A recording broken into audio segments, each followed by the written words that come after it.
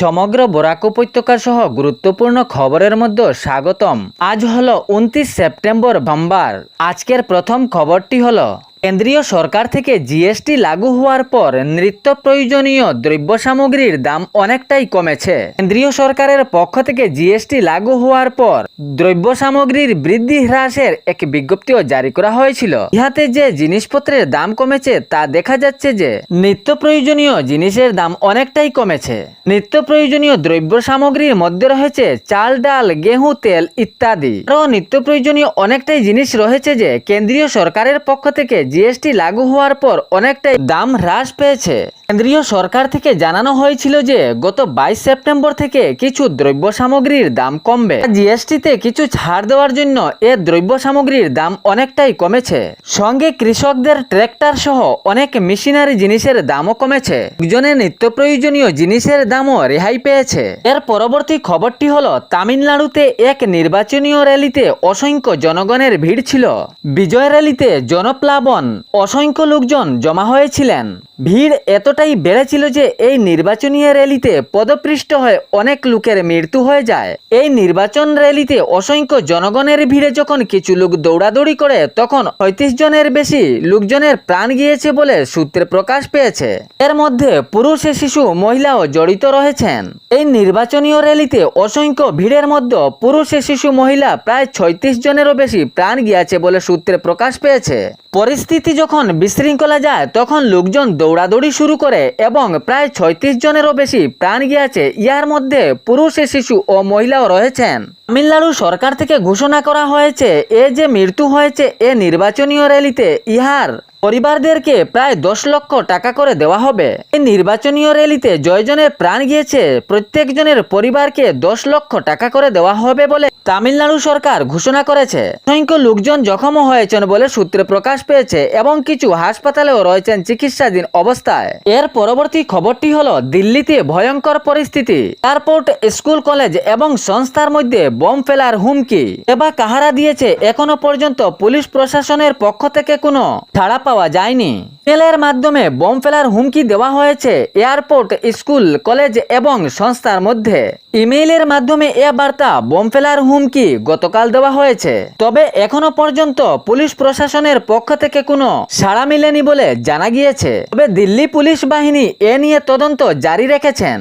দিল্লির airport, school, college এবং সংস্থা সহ অন্যান্য বিশেষ স্থানে দিল্লির প্রশাসনের নজরদারি টহল রয়েছে। কে বা কাহারা এই বোম ফেলার হুমকি দিয়েছে পুলিশ প্রশাসন এ নিয়ে খতিয়ে দেখার চেষ্টা চালিয়েছেন। তার পূর্বেও 20 সেপ্টেম্বর একবার দিল্লিতে এরকম বোমা ফেলার হুমকি এসেছিল স্কুল, কলেজ সহ বিভিন্ন সংস্থায়, কিন্তু এটি ভুয়ো ছিল। কিন্তু বর্তমান বোমা ফেলার বিষয়টি নিয়ে দিল্লি পুলিশ গুরুত্বর অভিযান চালিয়েছেন। বিশেষ করে এয়ারপোর্ট, স্কুল, কলেজ, বিভিন্ন সংস্থা সহ অন্যান্য বিভিন্ন স্থানে নজরদারি রয়েছে দিল্লি পুলিশ বাহিনীর। এর পরবর্তী খবরটি হলো আগামী 9 অক্টোবর দেওয়া হবে অরুণোদয় প্রকল্পের 1250 টাকা ঘোষণা করলেন অসমের মুখ্যমন্ত্রী ডক্টর হিমন্ত বিশ্ব শর্মা। অরুণোদয় 3 প্রকল্পের যে নতুন তালিকা তৈরি করা হয়েছিল তাহার পর বিশেষ এক সার্ভের জন্য সরকারের পক্ষ থেকে প্রত্যেক অরুণোদয় হিতকারীদের অ্যাকাউন্টে 1 টাকা করে দেওয়ার ঘোষণা করা হয়েছিল। তাহাদের অরুণোদয় প্রকল্পের নামে 1 টাকা করে ব্যাংক অ্যাকাউন্টে জমা হয়েছে তাহারা নিশ্চিতভাবে অরুণোদয় প্রকল্পের এই অনুদান আগামী 9 অক্টোবর পাবেন। এর মধ্যে যাহাদের 1 টাকা করে ব্যাংক অ্যাকাউন্টে আসেনি অরুণোদয় প্রকল্পের নামে তাহাদেরও পাবার সম্ভাবনা রয়েছে যদি নতুন তালিকায় তাহাদের নাম থাকে। অরুণোদয় 3 প্রকল্পের সংশোধনীর পর নতুন তালিকায় এমনও নাম রয়েছে যাহাদের ব্যাংক অ্যাকাউন্টে 1 টাকা করে আসেনি। যদি সেই মহিলার নতুন তালিকায় নাম থাকে তাহলে 1250 টাকা আগামী 9 অক্টোবর অরুণোদয়ের নামে নিশ্চয়ই পাবেন। এর পরবর্তী খবরটি হলো সরকারি কোনো প্রকল্পের অনুদানের জন্য কেহ যদি ঘুষ চায় তাহলে সাবধান।